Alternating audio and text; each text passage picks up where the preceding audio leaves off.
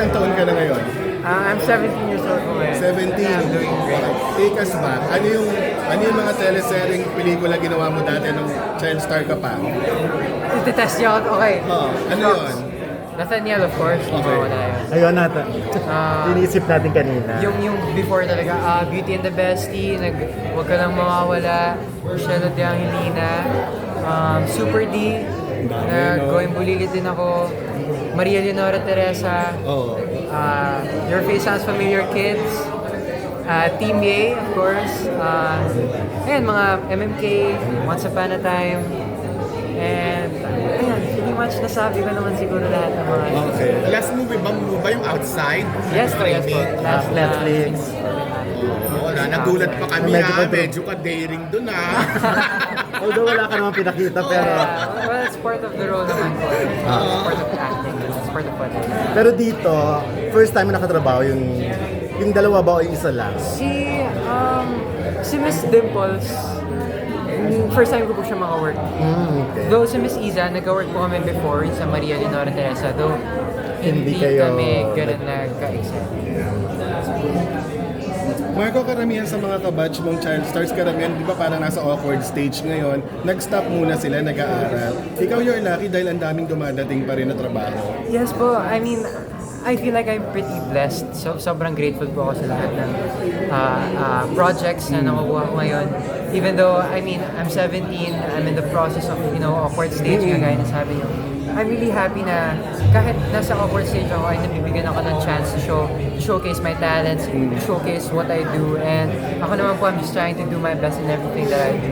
So I'm really happy, I'm really blessed. Thank God. Okay. Okay na? Medyo nahihirapan ka ba kasi more or less, di ba, yung transition kasi yung sa roles na babagay sa iyo. Well, growing up naman po, parang I would say medyo may difference sa kung paano ko atakihin yung mga characters ko before since bata pa ako. But hindi naman po ganun kahirapan to adapt when it comes to, this type of roles dahil meron na rin naman po akong mga few movies na nagawa before. But as I would say, every role naman is different. So I have to add a little bit of spice in every role that I do para mas tangkilikin siya ng mga tao. Nagka-girlfriend ka na ba? Well, I haven't had any girlfriends po. Though, if we're gonna count yung mga MUs, of course, may mga crush naman, di naman may iwasan yan. But actual girlfriend na may label, wala po. Wala pa sa Sparkle. Wala. Talaga.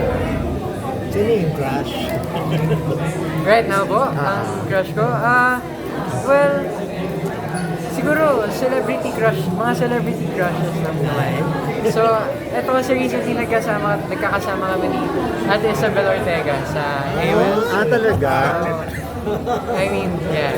Mas gusto mo ba yung gano'n? Yung medyo may edad sa'yo ng konti? Konti lang, Isabel Ortega. Well, Medyo konti lang. ano lang naman po, happy crush lang, nothing Okay. serious naman when it comes to that. Pero, kung magiging girlfriend ko, like, kung gusto ko mas matanda sa akin, hindi ko pa rin po masabi ngayon kasi hindi naman, I mean, okay naman po ako. But as much as possible naman hindi yung sobrang tanda sa akin. Pero may Hindi, mga bata girls pa pa na naman siya. nagpaparamdam sa'yo? Like parang bet ka nila? Wala naman po sa akin. Pero sa palagay mo, paano magre-react si Miguel? So natin na Heartbreak na sila eh. Ay, hindi. Kami ni Kuya Miguel, magtropa naman po kami ni Kuya Miguel. It's just, yun lang naman. Alam ko hindi ko yata inaamin ng patient eh. Hindi po official wala pa ano. Pero alam ko. So, nagulat ka ba sa sinabi niya? Na-break na si Isabel at Miguel? Hindi ko po alam, hindi naman yata sila break. I'm not really sure about it. Pero, ayun, si Kuya Miguel, naka-work ko na siya. So, medyo magka-close na rin kami. And, ayun, just paghanga lang naman ni Ate Isabel. Just Wala namang ligaw agad. Wala naman. Bakit? Anong nagustuhan mo kay Isabel? Well, the way she brings herself was parang, I just like the way, yung personality niya kapag nakikita ko siya sa AOS. So, I just admire that. Are you totally, do you think na, kasi previously, parang nilaunch ka with Love Team. Do you think you're over that phase already? Na may mga pinapartner sa'yo na medyo teams? Right now, I really think na yung Love Teams naman, wala naman siyang like phase. It can be done any timeline naman. So, I really think hindi naman ako over that phase. I'm pretty open to, partner with, yung mga love team nga. Pero ngayon, syempre, mag-love team ko na si Ashley. Kasama ko rin dito sa Caretakers. But dito sa Caretakers, hindi kami magka-love team. So, total strangers yung roles namin. Do you find joy in that na kahit na parang single, as an actor per se, nagkaka-project? Of course, every project is a blessing talaga for me. Kasi every project naman is different, and in that way, I get to showcase my talent and yung love ko lang sa craft ko, yung passion ko when it comes sa pag-acting. Iba yung fulfillment niya sa akin kapag nakakagawa ko ng iba't ibang projects, na gagampanan ko yung iba't ibang roles. It's a different challenge, but sobrang open naman ako with that kasi I feel like doon din ako mag-grow as an actor and as a person. Parang hindi ka naman nai-intimidate pag mga veteran voice stars mo talaga yung kasi kilala ka na rin mahusay. Saka parang di ba considered ka as veteran? Diba ganun ang tingin sa'yo? Thank you po at ganun yung tingin sa akin. But, ang tagal ko na nga rin talaga sa showbiz if gonna talk about yung length. Ever since bata ako, I've done commercials, I've done TV series, nag-video na rin ako. Pero, I'm still open to learning kasi life is a continuous process naman. I really can't say na talagang sasabihin ko na, uy, veteran na ako. Hindi pa rin, marami pa rin talaga akong matututunan. And I'm really happy to be working with such great actors and actresses dahil hindi nauubos yung mga bagay na natututunan ko from them eh. Kasi sila, mas, kumpara sa pinagdaanan ko, mas grabe yung pinagdaanan nila. So, sobrang saya ko na nakakasama ko sila sa mga projects. Sa tinagal-tagal mo ba sa showbiz, nagkaroon ka na ng bad experience? Well, of course, hindi naman, personal bad experience parang nakakapagod. At some point, syempre, face-to-face classes pa rin naman ako ever since. As I grow up, dumatagdag na rin yung mga responsibilities ko. But hindi ko ipagpapalit yun sa kung ano yung natatamasa ako ngayon. I'm really happy, I'm really grateful. Tao lang naman ako, napapagod, but at the end of the day, I go back to the reason why I started, and every single time hindi ko talaga ipagpapalit. I'm really happy. I'm so in love with what I do. So wala na pa lang nakilala ka na magaling kang actor at saka ang may promise sa acting. Tapos sa palagay ngayon ikaw naman na linya ka sa lab team o ganyan Sa palagay mo medyo bumagal yung growth mo as an actor. Kasi napagaling mo actor eh.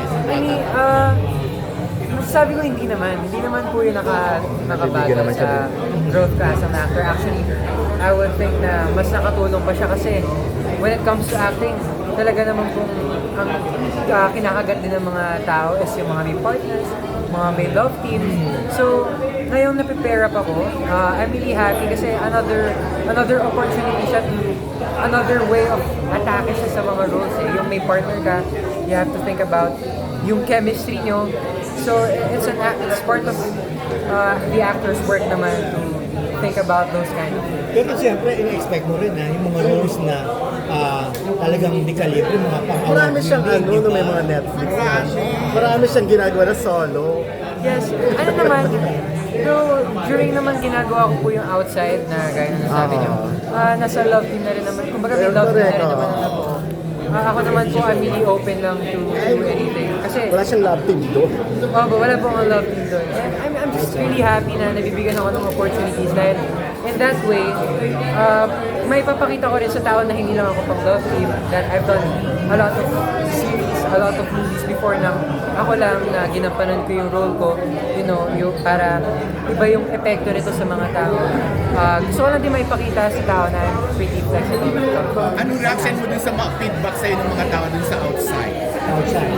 Well, Na ang daming memes, di ba? yeah, actually, hindi ko talaga in-expect na, while shooting the movie, hindi ko naisip na ganun pala yung magiging interpretation ng mga viewers. But, yeah, it is what it is. I'm happy na, in that way, na-notice nila. But I really just hope that they would focus sa film in itself. Kung gaano siya ka-meticulously made, kung gaano rin kaganda yung story. But, yeah, bad publicity is still publicity, and it's not like ginawa ko talaga yun out of my own means. It's part of my character. Parang nagkaroon part ka of tuloy my ng role. sex appeal eh. Kasi dati parang ang totoy-totoy ng dating sa'yo. Well, darating din naman po talaga sa part na yun, natatanda na ako. Malilinya na rin ako sa mga ganung bagay. But, Sexy ka rin. hindi po, hindi naman po yung... I mean, Na medyo mature. yeah, syempre, ma-open naman talaga yung... I mean, much more mature roles, more iba yung... Unlike yung kung ano po yung ginagawa ko before na puro pa cute. I mean, I have to be versatile din po as an actor. So, Karoon ka naman ng kissing scene. ang pinaka-kissing scene ko pala is yung sa Black Rider, yung kinis ako ni Ashley sa cheeks. Ayun Wala pala. kang lips to lips. Wala. Bata pa siya. Minor